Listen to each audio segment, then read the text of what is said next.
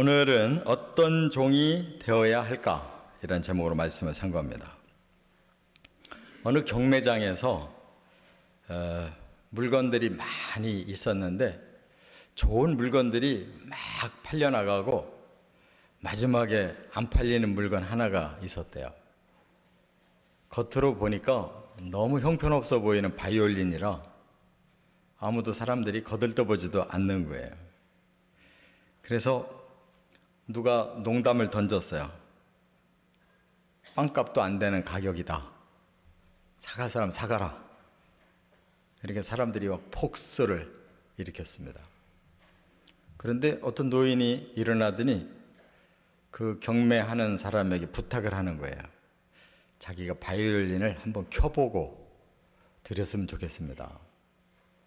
그래서 노인에게 바이올린을 건네줬더니 그분이 연주를 하기 시작하는데 너무너무 기가 막힌 소리가 나오는 거예요. 사람들이 막 그때부터 감동을 하기 시작하고 막 박수 소리가 나고 그냥 그 호란이 연주회처럼 변해버린 거예요. 그 연주가 딱 끝나니까 갑자기 값이 막 치솟아가지고 엄청난 고가로 팔렸다는 거예요. 중요한 건 겉모습이 아니라는 거죠. 그의 진가를 이 노인 바이올리니스트를 통해서 드러났을 때가 중요하다는 거죠. 오늘 예수님께서는 종의 비유를 말씀하고 있어요. 종 그러면 우리는 일단 신분이 낮고 천하다 이렇게 생각하는데 예수님의 비유에서의 종은 종님입니다. 그야말로 왜? 하나님의 종이기 때문에. 하나님께는 그가 종이지만 모든 사람 앞에서 그는 아주 훌륭한 하나님의 사자들이라는 거예요.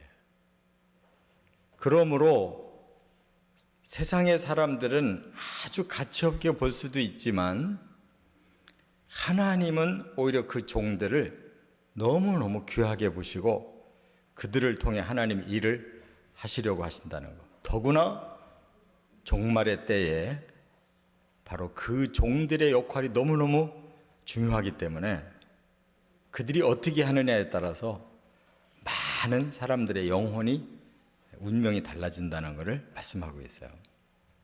그래서 이 후반 쪽으로 내려가면 예수님이 비유로서 다시 청지기 비유를 하고 계시는데 그냥 종이라는 것보다는 청지기라고 그러면 좀 더 가치 있는 이런 단어로 비유가 되는 겁니다. 청지기라는 것은 주인의 재산을 맡아서 아래 종들을 관리하면서 주인의 재산을 지키는 사람이에요. 우리로 하여금 하나님께서 이 세상의 사람들을 관리해달라고 청지기, 관리인으로 세우셨다. 이걸 영어로 매니저라고 그러잖아요. 우리에게 그만큼 귀한 사명이 있다는 것을 더불어 말씀했어요. 그렇기 때문에 오늘 본문에서 이 종에게 요구하는 게 뭔가를 우리가 깨달으면 이 땅에서 언뜻 보면 시시해 보여도 하나님 앞에 갈 때는 그 고귀한 가치가 다 드러나는 때가 온다는 거예요. 저와 여러분이 바로 그런 종이 되기를 바랍니다. 첫째로 35절부터 40절까지 보면 깨어 주인을 기다리는 종. 예수님이 이런 종이 되라고 말씀했어요. 깨어 주인을 기다리는 종. 한번 37절 같이 읽어보겠습니다. 주인이 와서 깨어있는 것을 보면 그 종들은 복이 있으리로다. 내가 진실로 너희에게 이르노니 주인이 띠를 띠고 그 종들을 자리에 앉히고 나와 수종되리라. 아멘. 이스라엘의 그 풍습 중에는 결혼 풍습이 좀 독특한데 이스라엘 사람들은 저녁부터 결혼식이 열립니다. 저도 최초로 94년도인가 이스라엘에 성지순례를 간 적이 있었는데, 거기서 이렇게 해가 지려고 하는 이 저녁 무렵에 웨딩드레스를 입은 신부와 신랑이 좋은 경치가 있는 곳을 여기저기 옮겨 다니면서 사진을 찍고 있는 걸 봤어요. 그래서 조금 의아했습니다. 왜 이 오후에 저 사람들이 사진을 찍고 있나 그랬더니 그 저녁부터 결혼 예식이 시작된다는 거예요.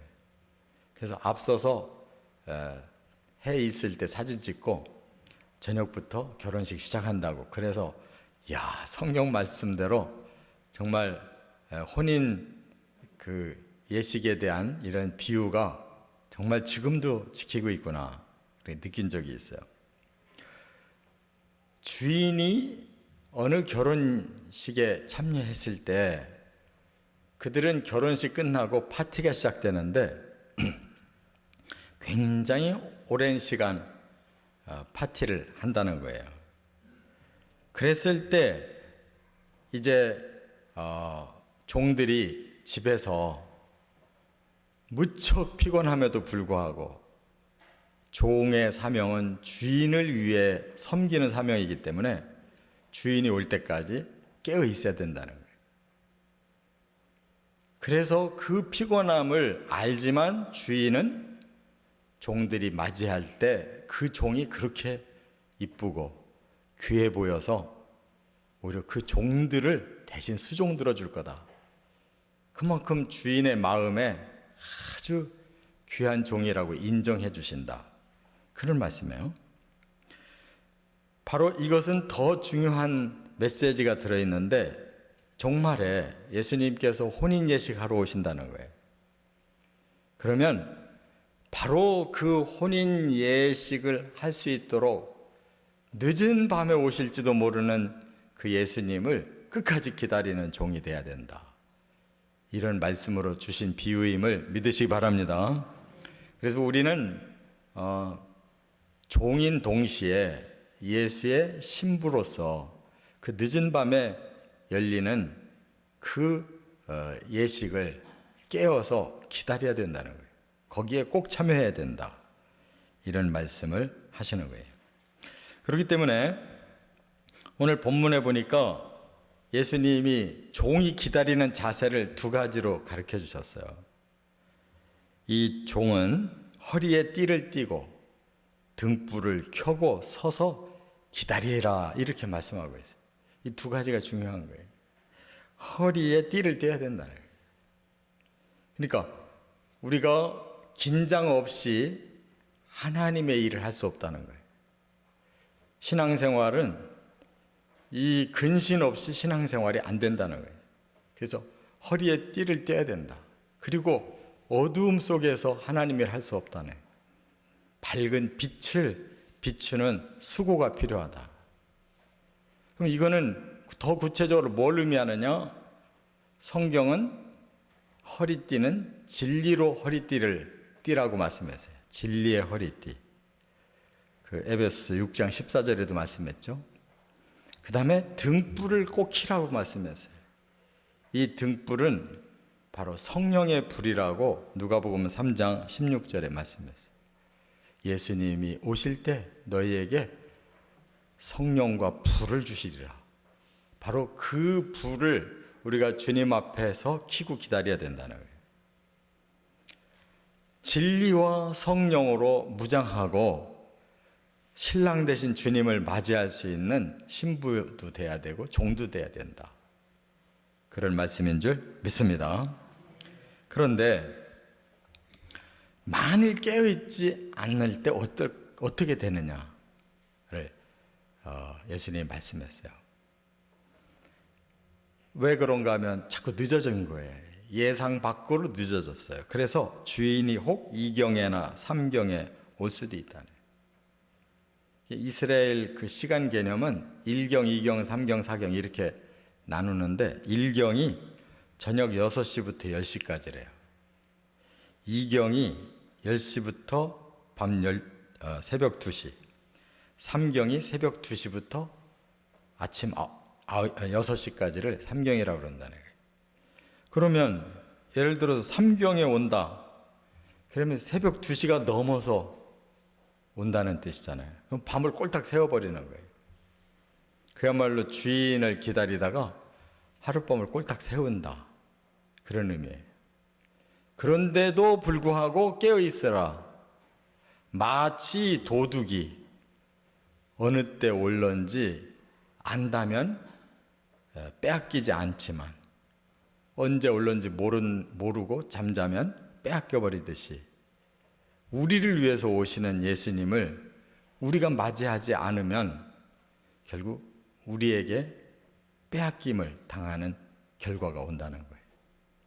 그렇기 때문에 하나님께서 우리에게 원하시는 게 뭐냐? 고생을 원하시는 게 아니라 수고의 대가를 주기를 원하신다는 거예요. 그래서 결코 우리에게 신앙생활은 고통이 아니고 잠시의 훈련일 뿐이고 귀한 열매, 그 축복을 우리에게 주고 싶어서 하나님께서 우리에게 깨어 준비하고 기다리라고 말씀한 걸 믿으시 바랍니다. 마태복음 24장 47절에 분명히 말씀했어요. 내가 진실로 너희에게 이르노니 주인이 그의 모든 소유를 그에게 맡기리라. 이렇게 말씀했어요. 이거 엄청난 선언이에요. 하나님이 우리 종들에게 깨어서 하나님을 맞이하기만 한다면 하나님은 그 대가를 당신의 소유를 다 종들에게 주시겠대요. 그러니까 천국이 하나님의 것인데 깨어서 기다려 예수 신랑을 만나 천국 들어가면 다 우리 것이 된다는 거예요. 이게 진짜라면 어찌 깨어있지 않을 수가 있겠어요. 사실 그대로 믿으시기를 바랍니다. 두 번째 어떤 종이 돼야 되느냐? 여기 41절부터 44절에 보니까 때를 따라 양식을 나누어주는 종. 이것은 사명을 말하는 것입니다. 우리가 어떤 목표를 가지고 살아야 될 것이냐를 말씀하고 있어요. 자, 42절, 43절을 한번 같이 읽어봅니다. 주께서 이르시되 지혜 있고 진실한 청지기가 되어 주인에게 그 집 종들을 맡아 때를 따라 양식을 나누어 줄 자가 누구냐?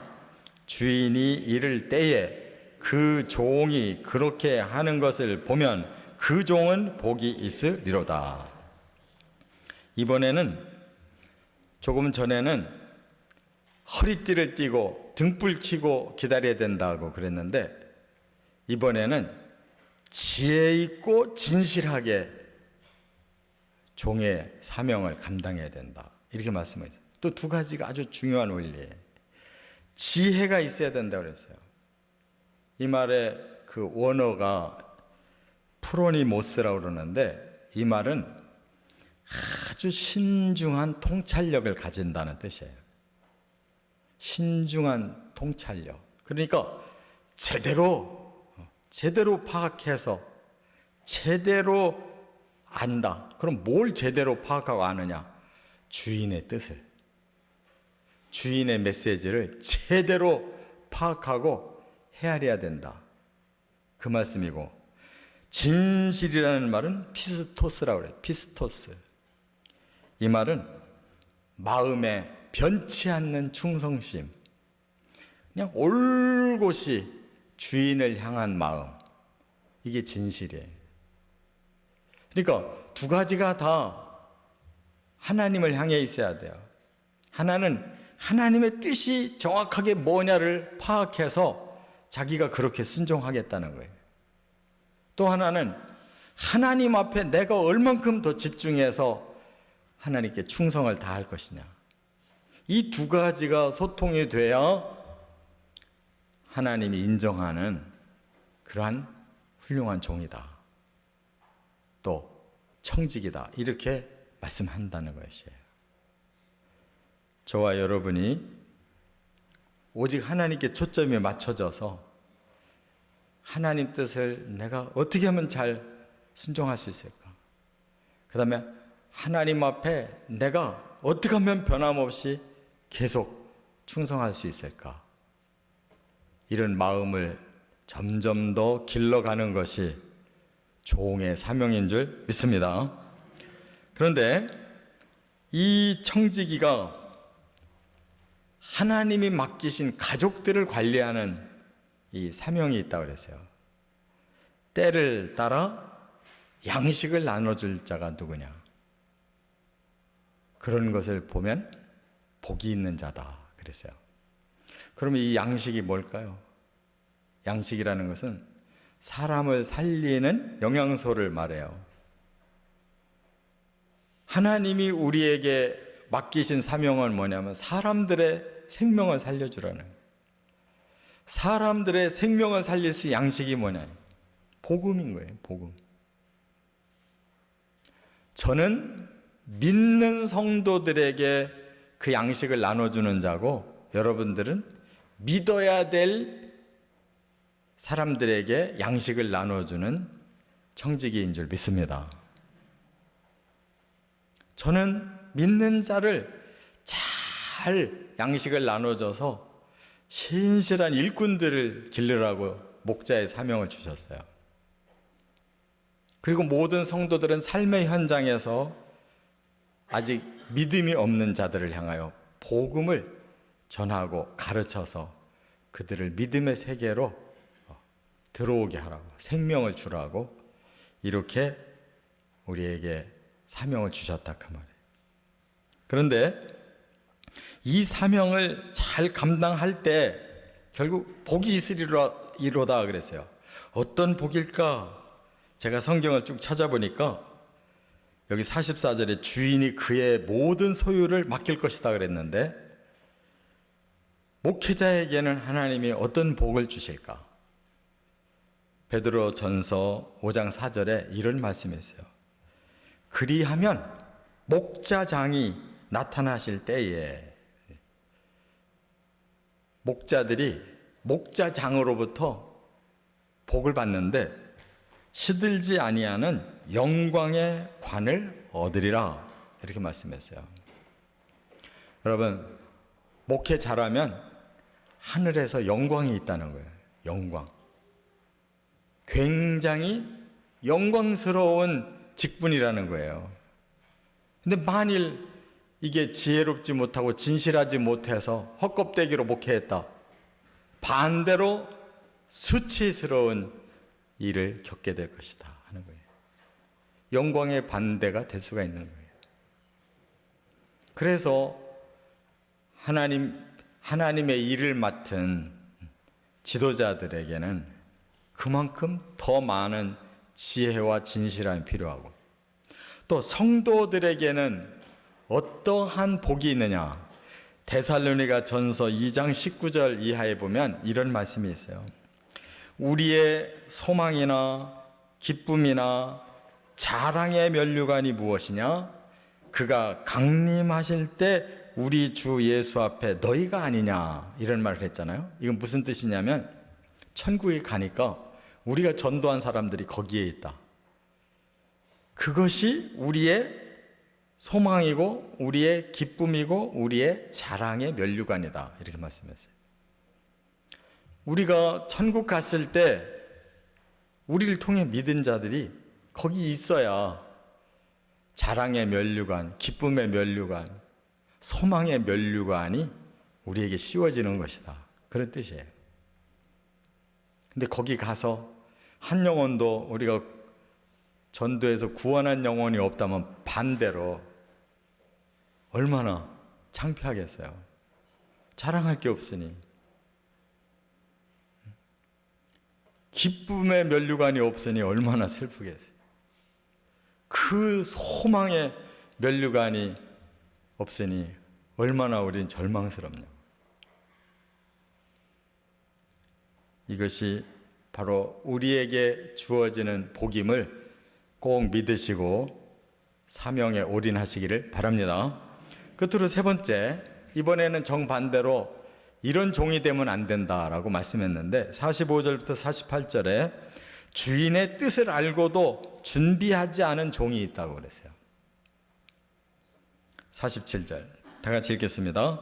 주인의 뜻을 알고도 준비하지 아니하고 그 뜻대로 행하지 아니한 종은 많이 맞을 것이요. 하나님의 종이 됐는데 일하지 않은 자는 그만큼의 하나님의 징계가 임한다라고 말씀했어요. 그럼 왜 그들이 하나님 종이 되놓고도 이렇게 결국 칭찬이 아니라 맞는 결과를 거두게 됐을까? 뭐가 잘못됐을까? 여기 첫째가 뭐냐면 45절 상반절에 보니까 주인이 더디올 거다. 근신하는 마음이 없어서 긴장이 없었다는 거예요. 그냥 이 세상에 사는 일에 푹 빠져 있어가지고 바로 하늘나라에 대한 그러한 시간 개념이 없이 살았다는 거예요. 주인은 더디올 거다. 예수님은 늦게 오실 거야. 천국에 가려면 아직 멀었어. 그 말은 이 세상에서의 삶이 너무 그 마음속에 호감을 느끼게 했기 때문에 그 나라와 주의 재림에 대해서 관심이 없었다는 거예요. 이런 종은 그러한 사람의 영혼을 구원하고 사람을 그 생명력을 불어넣어주는 일에 등한히 할 수밖에 없다는 거죠. 또 하나 45절 하반절에 보면 남녀 종들을 때리며 먹고 마시고 취했다 이렇게 말씀했어요. 말하자면 오히려 자신의 악을 마음껏 쏟았다는 거예요. 남을 섬기라고 직분을 줬더니 그 직분 가지고 남을 휘둘리고 폭력적으로 지배했다는 뜻이에요. 그러니까 직분이 섬김이 돼야 되는데 그 직분이 권세가 돼버리면 그게 바로 악한 종이 되는 것이다 라고 말씀한 거예요. 그렇기 때문에 우리는 자기중심적인 신앙생활, 내가 뭘 어떻게 할까, 이 기준이 깨어져야 변화가 오는 거예요. 더디 오실 것이다, 그게 자기 기준이었어요. 또 내가 이러한 직분이라고 하는 권세가 있다, 그 직분을 자기가 마음껏 누린 거예요. 하나님께 헌신하고 섬기는 직분을 자기를 위해서 사용했어요. 철저히 자기중심적으로 사는 사람을 의미하는 거예요. 그러면 그것이 결국은 자기에게 허물로 돌아와서 그 벌을 받아야 된다라고 말씀한 거예요. 46절에 생각하지 않은 날, 알지 못하는 시각에 그 종의 주인이 이르러 엄히 때리고 신실하지 아니한 자에 받는 벌에 처할 것이다. 그래서 그는 완전히 오판한 거예요. 더디 오실 것이라고 했는데 생각지 않게 오셔버렸어요. 그리고 종이 자기가 이 땅에서 행한 일 모를 줄 알았는데 다 아시고 엄히 그 잘못에 대해서 벌을 주셔서 엄히 때렸고 신실하지 아니한 자가 받을 벌을 어김없이 내리셨다 이렇게 말씀했어요. 여러분, 죄에는 두 가지 종류가 있습니다. 우발적인 범죄가 있고 의도적인 범죄가 있어요. 지금 여기에 나오는 이 사람은 의도적인 범죄를 한 거예요. 자기가 주관을 가지고 더디 오실 거야, 내게 주어진 이 직분을 내가 마음껏 나를 위해서 사용할 거야, 이렇게 하나님이 생각하신 것과 정반대로 살았더니 이 사람은 이 땅에서 그 작은 권세를 누린 것과 비교할 수 없는 큰 엄벌을 받게 됐다, 이런 말씀. 서양 그 격언에 이런 말이 있어요. A bad workman blames his tools. 제가 발음이 나빠가지고 별로 알아듣지를 못하시는데 무슨 뜻이냐면 서툰 목수가 연장 탓한다, 그런 뜻이거든요. 바로 이런 사람들은 그렇게 생각하고 사는 사람들이라는 거예요. 자기가 서툰 거는 깨닫지를 못하고 연장이 나빠서 내가 일을 제대로 할 수가 없다고 툴툴거린다는 거예요. 우리나라 속담도 비슷한 게 있어요. 선무당이 사람 잡는다. 지가 제대로 기술도 없으면서 남을 어쩌고 저쩌고 뭐 잘되게 해준답시고 해가지고 남 망치는 사람. 이게 바로 악한 청지기의 모습이잖아요. 이걸 예수님이 이렇게 경고하시는 이유는 뭐예요? 잘못 종이 되면 오히려 큰일 난다는 거예요. 그래서 단순한 예수님의 이 경고가 아니고 진심으로 내가 진실로라고 말씀하시는 것은 정말 우리를 위해서 주시는 말씀임을 마음에 깨닫고, 직분 함부로 받을 것도 아니고 직분 받았으면 정말 하나님 앞에 진리의 허리띠, 성령의 등불 켜고 정말 하나님 앞에 신중한 통찰력을 받고 정말 변함없는 충성심을 보여서 내게 주어진 직분 제대로 감당해야 되겠다. 결국 이것을 우리의 마음에 품는 것이 최선이라는 거예요. 저도 목회를 수십 년 하면서 처음 마음을 잊어버리지 않으려고 많이 애를 썼지만 저도 사람인지라 그 처음에 그 감격과 두려웠던 마음이 사라질 때가 있어요. 그런데 어쩌면 그렇게 하나님이 예민하신지 저에게 아킬레스 건이 있어요. 조금 느슨해진다 싶으면 그걸 한 번씩 잡아 당기시는 것 같아요. 그러면 또 정신이 번쩍 나요. 하나님이 사람의 병을 완전히 낫게 하지를 않으시는 것 같아요.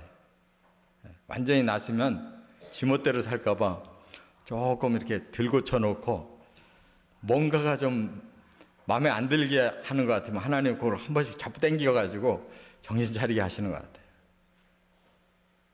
그래도 그게 시련이 아니고 축복인 줄 믿습니다.